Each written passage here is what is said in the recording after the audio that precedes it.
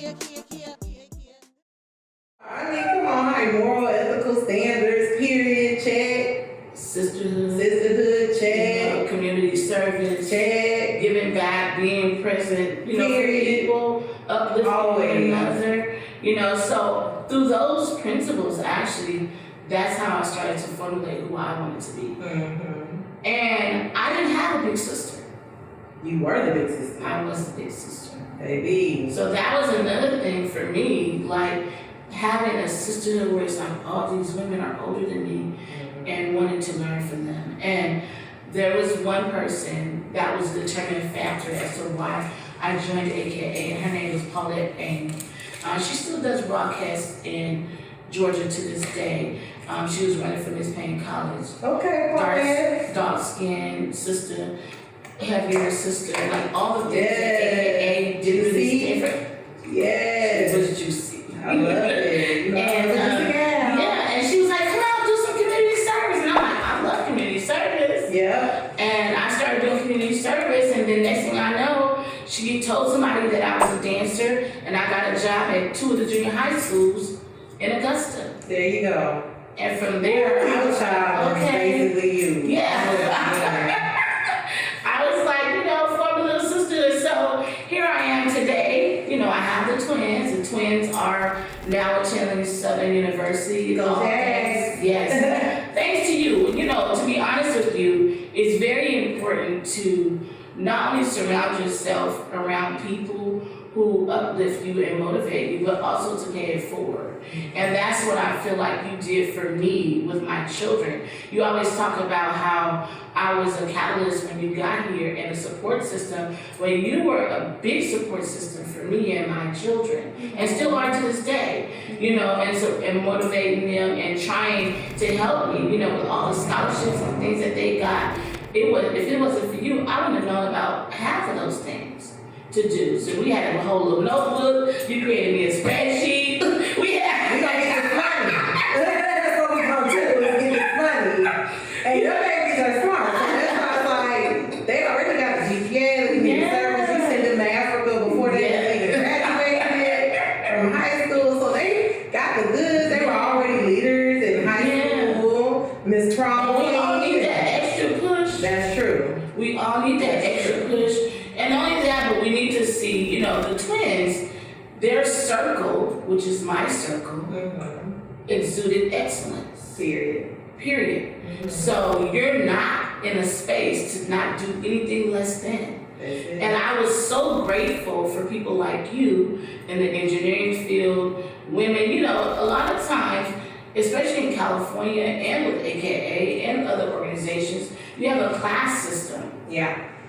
Where everything is based on people's class and who they are and where they grew up at, especially in LA. Did you grow up in Mountain Hills? Did you grow up in Ladera Heights? Yeah, I didn't grow up in I grew up in Compton. Then I moved to LA, and when I moved to LA, it was like a whole different world. I didn't have a wardrobe we had 3 pairs of shoes. One was for Sunday. And now you got all the shoes. All the shoes. But you will, and I would live about report with your big old house. Eat it. And I tell people too, and then just being able to be grateful for being in a leadership position to not only pave the way for myself, but being an example for my siblings. Yes. So, all of us have our college degrees. All the girls have their master's degrees. Bella's getting ready to graduate with her doctorate. Shout out to Dr. Bella. Dr. Bella. So it feels good to be in the space that I'm at almost 50. Unfortunately, my father died at 50. My mom's twin sister, who was like a mom to me, died at 50. And when you experience those losses, those are setbacks. And you feel like, well, how am I gonna go on? Sometimes people say, like, you can relate to what it feels like to lose a parent. So when you lost your mom, what pushed you what motivates you into excellence? Because I was like, I knew as a young kid that she was like the one that nourished me. She was the one that made sure like the things of the day was done for me.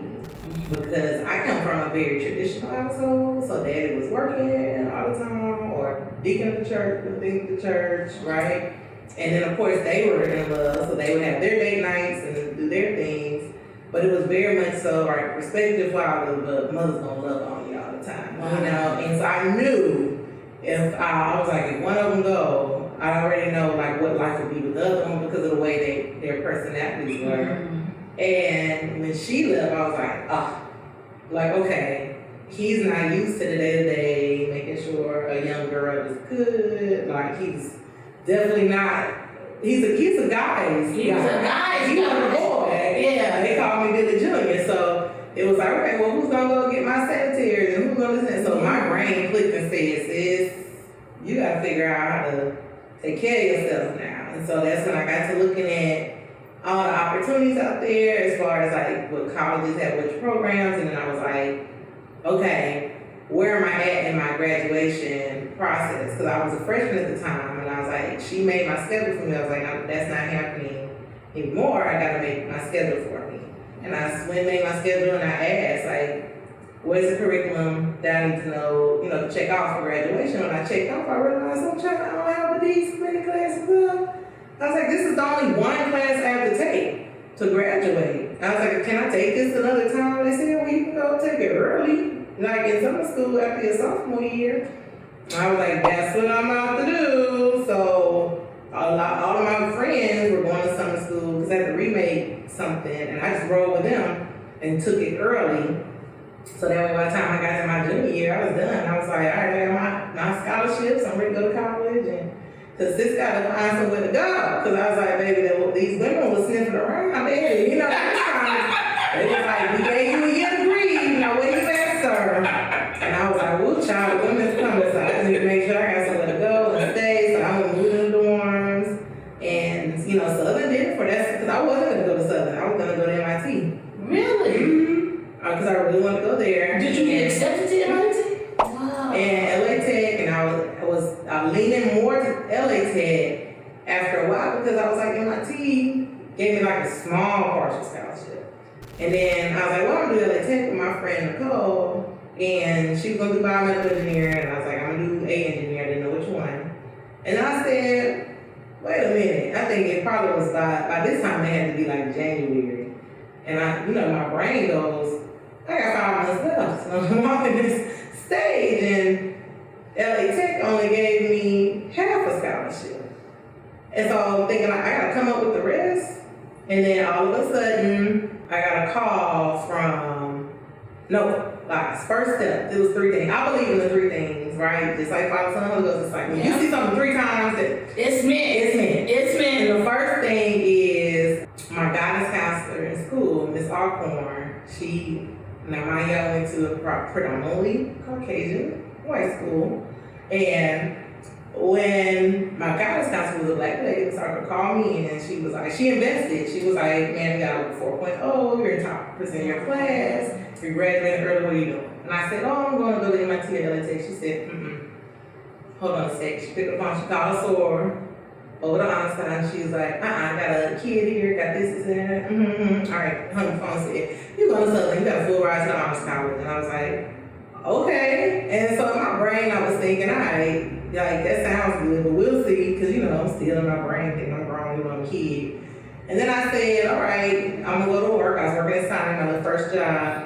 At Sonic. At Sonic, child, with my friends. So I'm going to Sonic, you know, cranking up right the hot dogs, steaming it up, and making little slushes. And on my way out the door, the neighbor called and said, hey, again, village, right? Looking out like, hey, you know, you make good grades, you good at math, engineering. You okay if we put you in Timbuktu Academy? And I was like, sure. And so, which now is LAMP, right? That was a scholarship I had brother for them. And so they brother got the scholarship. Yeah, brother got the scholarship. Timbuktu scholar. Thank you. And that's an opportunity in the family. And it was perfect because I had already done summer camps as a kid with Timbuktu also. Because they do things for the kids so that we can learn about STEM at a young age. And so they sent me the info, I filled out what I needed to. Ended up getting that scholarship. So then my brain said, well, if I got 2 full rides from Southern, let me just, it wasn't Google at the time because the internet had just kind of been a thing. So it was like, let me go on the internet. Search. Some university scholarships. And the first thing I was academic scholarships. I was like, I remember thinking, is this the same or different? I was like, this is different. It says academic. It's not honors college. It's not Timbuktu. So I applied to that.